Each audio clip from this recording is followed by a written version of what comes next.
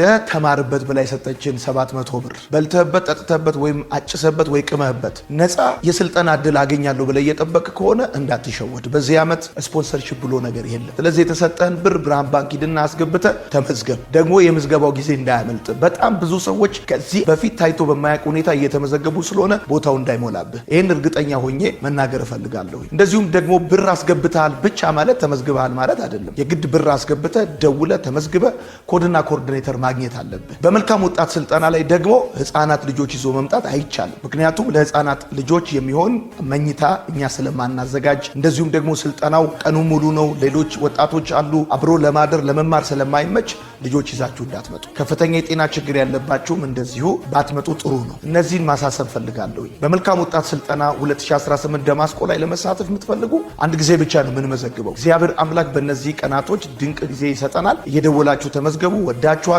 መልካም ጊዜ ይሁንላችሁ።